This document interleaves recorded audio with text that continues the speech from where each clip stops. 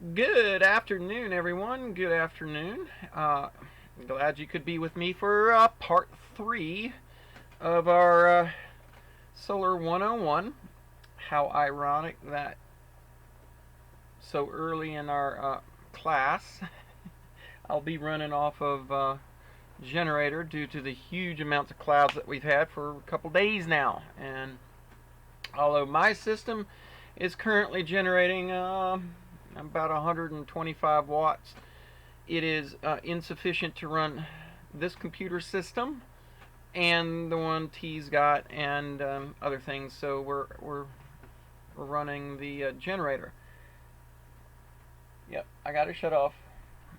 All right, so uh, summarization of part two is you should have a grasp on how to size your wires and cables, and that it's based on essentially the ampage or wattage that you're going to be running through the wires. And the wires are conductors, but they are also resistors. So when you look at the wire sizing chart and you look and you realize that there's a distance or a length of wire also on there, the further it goes, or the further the current goes on your conductor, the more resistance there is. And to sum it all up, this is the reason why we have AC versus DC in in our public electrical grid, and that's very simply DC drops off much quicker in its voltage and ampage drop, its power drop basically over distance. And the further you go in a distance, the higher and larger the cable needs to be, the wire needs to be. So when we're gonna get through this whole class, you're going to need to size a system. I am going to teach you how, or talk to you and have you comprehend how to size the system so that you get out of it what you need out of it. And you need to have it the proper size for the task or for the load that you wish to put on your system. So sizing your cables, sizing your wires is the first thing you want to wrap your head around is how big, how much power. The more you got, the more you want, and that's, like I showed you with the 2-watt cable. When you have a low voltage and a high ampage, you still have a lot of watts, and because you have low pressure, only 12, 13, 14 volts on a 12-volt system, or 6 volts from battery to battery, that kind of thing, you need a much bigger garden hose to handle the volume of water than you would if you have a number 12 wire that is running 120 volts out of your outlet, because it's higher pressure, much higher pressure. So you don't need as big around a garden hose if you're really squirting it through the line, if you comprehend that. So definitely have your heads wrapped around that you want to be able to size your cables based on your amps or watts and the amount of power or current that you're going to be pumping through that. It is up to you to make sure that it is adequate. And like I said, further on down the road, we'll talk about generalities. It doesn't necessarily mean that it's going to be right in your application, and you need to know that. And furthermore, we're going to do much more system sizing. So the next thing we want to talk about, and I'm going to try and keep this portion kind of short, maybe 10-15 minutes, is to discuss the difference between strings and parallel, okay, and what that means in how you're going to build your system so that you can do the proper math and know how to match components, because here's the thing. All right, so after we talk about this difference, these differences, and these math problems, we're going to go into your main components, your solar panels, your solar panels, your charge controllers, your batteries, and then your inverter. Those are the main four components in the off-grid system. There are other parts and pieces that get in between them, breakers and stuff, and we'll get into that. But the four main components are your solar panels, and your your charge controller, then your batteries, and then your inverter.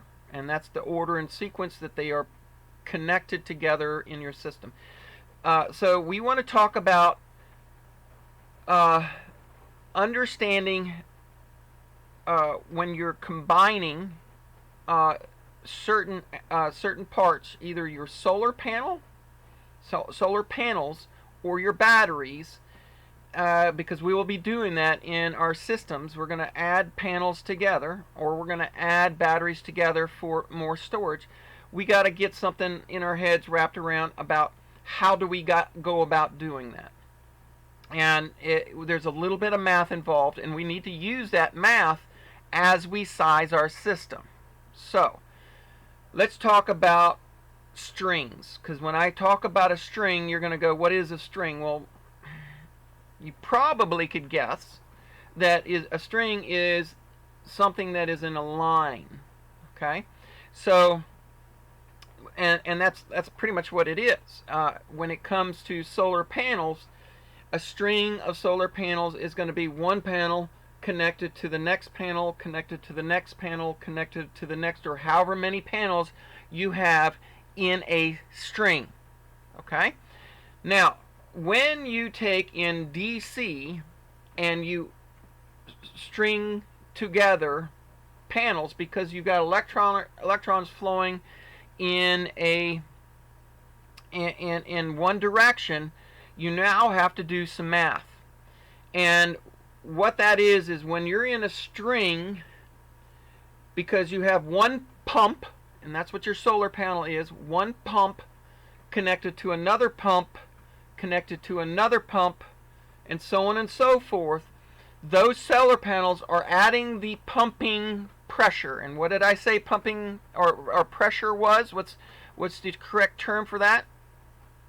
Comment below. Voltage. Voltage is your pressure. So we're going to add the voltage in a string. So when anytime you have a string, whether it be 2 or 3 or 4 or however many, and in some cases you may have as many as 5 or 6 or 7, depending upon how big a system you have and how big a charge controller you have and what it's capable of accepting, because some are capable of different things, because we're going to get into the charge controllers and the different types they are in a later one. But you need to know this. You need to know in order to get the voltage that I need, or the maximum, you may need to know the maximum voltage that I can have in a string for a particular charge controller.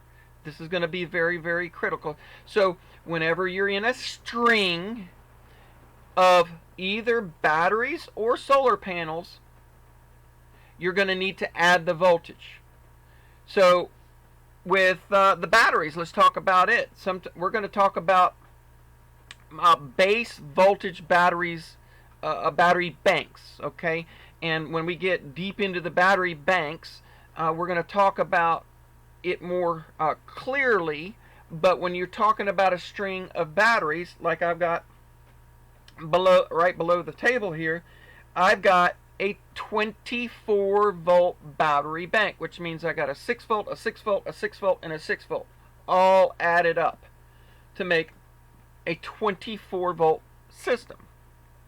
Mind you, when we get really deep into the batteries, the actual voltages are a little bit higher than that, and we'll need to know what those voltages are supposed to be for a good operating system when it's being used, when it's being charged. That's a whole nother topic, but you still need to know Is it a 12 volt system, a 24 volt system, or a 48 volt system?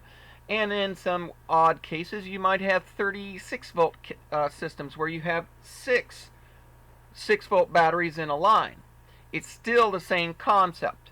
You need to know that when you have a string, when you're referring to a battery bank string or a solar array string, you're always going to be adding those voltages so that you have a total in the end. Because again, when we're talking about sizing the system, how big does that system need to be one way or the other? We need to match voltages on all our components. So when we're going from the solar panels to the charge controller to the batteries to the inverter, each one of these is going to have to get matched so that your batteries match your inverter, your batteries match your charge controller, what it's capable of, and your solar panels match your charge controller. Those voltages need to match all the way through. They may be different, but each component needs to be able to work with each one. So you need to have a good knowledge and an instant vision of when you see your batteries to know what's that voltage. What's the voltage of the battery? Is it a 6-volt battery or is it a 12-volt battery? Is it a 2-volt battery? That kind of thing. There are different battery banks, different battery voltages. There are deep cycle batteries out there that are 8 volts. Could I use an 8-volt battery in a 24-volt system that I have? Why, sure I can, but it would only require 3 in a string. Makes sense? 3 times 8 is 24. I could do that. It's very possible. But the reason I want you to comprehend this is because if parts and pieces, batteries, become hard to get sometime in the future, if they become very hard to get in the future, and we may be, say, scrounging for batteries because we're in a SHTF and things have really gotten bad for a couple of years, and nobody's getting new batteries, and your batteries go out and you need batteries, and okay, well, I can get some batteries from a couple of vehicles, even though they're not deep cycles, they can still be used if you know what you're doing. You wouldn't be able to use them at night, but you'd use them all day long as power's coming in. You wouldn't be able to deep cycle them. But you could use car batteries, and then you could use 2 12-volt car batteries to get your 24-volt system. Make sense? So you got to know how to do your math. You got to know what the voltage is of the component. If it's a solar panel, I brought one in, and this is a little 15 water. And let me see if you can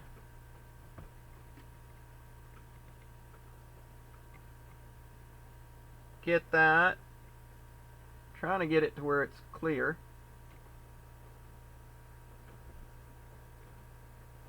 Alright. It's kind of clear enough. I think you can see that. But this is a 15 watt panel. It's a small one. But the same concept works on your solar panels.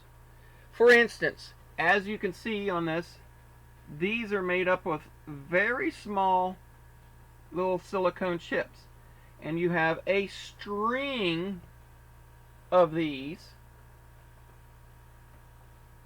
and I don't know the exact production power, how many volts and how many amps. It's probably a partial volt and a partial amp. It's very small.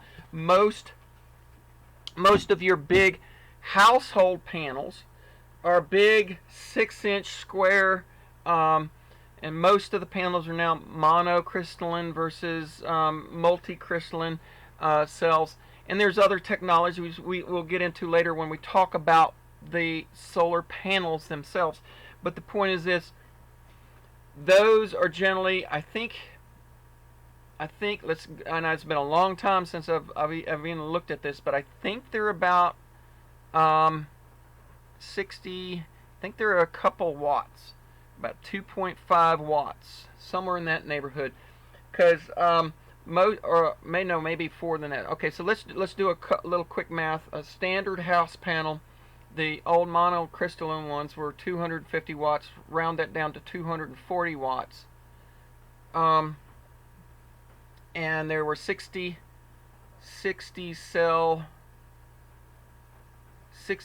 panels, 6 strings of 10. You see, you start to do the math as you're going through the cells. So then what are we talking about? 6 is 4, 4, and yeah, I'm thinking we're talking about 2.5 watts. There's 60, and we're about 4. Excuse me, about 4, close to 4 watts per cell. Roughly about 4 watts per cell, because if you got a 240 watt panel and 60 cells, 60 into 240 is 4.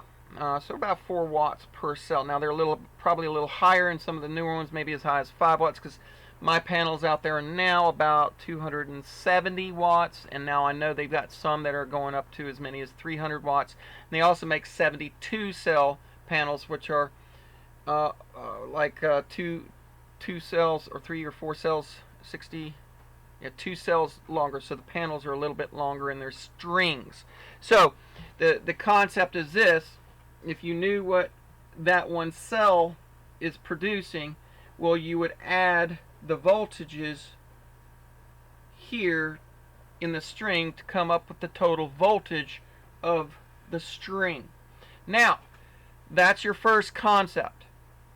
You may have to re-listen to this video maybe 2 or 3 times to kind of hear what I have to say about it. The next aspect is when you have a string and you want to continue to add, but you can't change your voltage, you can add another string, and that's called parallel. To run 2 strings next to each other is called parallel. So this string of cells, or a string of panels, a whole string of panels of all the same kind, you're going to have the voltages added. But when you start to run another string, so I've got one string and I add another string, because you can see how they've done that with the little wire that goes through there. These are all connected. This one's connected to this one, and to this, and to this, and to this, all the way down. When you take a string that's 24 volts of batteries and you add another string of 24 volts and you connect the negatives through a negative bus bar, or negative to negative, and the positives on the other end, positive to positive, positive to positive, you have now run 2 strings in parallel. My pole mount, many of you have seen, I have 2 strings of 3. So there's 3 panels in one and 3 panels in the other. Now comes the fun. The next math equation is whenever you have parallel strings, you have to add the ampage. You add up the ampage for the total array or the total battery bank. So with the strings, and I'm just going to round the numbers off, let's say the panels are running 33 1/3 volts, and I've got 3 of them. That gives me 100 volts in my solar panels on the top array, or the top string. The top string is 100 volts. But if you look at the panel, and on the back of the panel here, it says 8 amps, okay, or 9 amps, or whatever it is that gives you the math, because it's voltage times amps would give you the wattage. So if it's a 200, let's do some quick math here. If I have a panel that is 250 watts, and it's or let's make it 233 watts. Let's go 233, because we're going to make the math. So 233 watts, and we already determined that the voltage is 33, and I'm doing this number, and I know, please don't go there with the Masonic thing. I'm doing it for easy math, so bear with me. So if you go to, and we got a 33 volt panel, how many amps is it? Well, it's 3 plus 3 plus 1, and because you got 100 is divide, it's 3 plus 3 per 100 plus 1, so you got 7 amps. So if you had a 33 volt panel and 7 amps, that would give you 233. Now, this is only for the example of how to add it up. So now, if I've got a string and it's 30, I now have 100 volts, but I'm adding another string in parallel of 3. Now I'm going to add the ampage. So the first string, if it's 7 amps, is now plus 7 amps. So my whole array is going to be, the total maximum is going to be 100 volts times 14 amps. 100 volts times 14 amps is going to give you a 1400 watt array. That's what it's rated for. Doesn't mean it's going to give you that exactly because of different light conditions and whatnot, but the point is that. So if you have a panel that's rated at 233 watts, and then you do it let's go the math the other way. If you do it times 6, what do you have? You got 2 1/3 times 6, or times 3, or excuse me, 2 1/3 times 6, so it's 233, which I break the numbers down in my head fast and small, so it's easy for me to do. And so that's 2 plus 2 plus 2 plus a 1 for the lower side, and that's 7. And 2 plus 2 plus 2 plus 3/3 is 7. So you go through the math. This is how I do it in my head. So I ended up, I'm talking 14. So I've got 1400 watts. I do the math on it to add it up. So when you put them in a string, you add voltages. When you put two strings together, you add your ampage.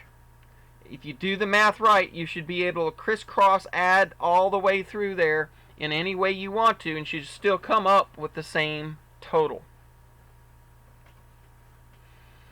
Whew. Take a deep breath. That's a lot to comprehend. Same thing with your batteries.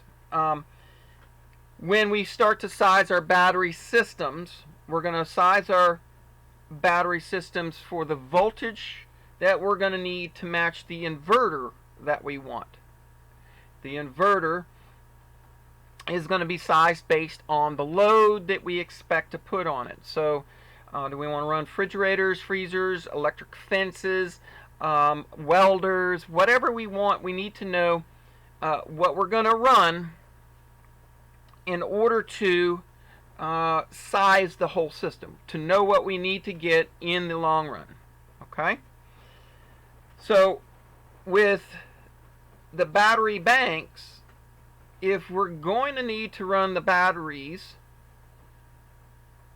overnight, or in a situation where we don't have the production, we need to know that we have enough stored amp hours in the battery. And so why you have to know how many amps are in a string. Because when you start adding strings in order to get a battery bank that's big enough to handle your off production usage, your loads that are off production, that's on a cloudy day like this, or when it's at night, you're going to need to know that you have a high enough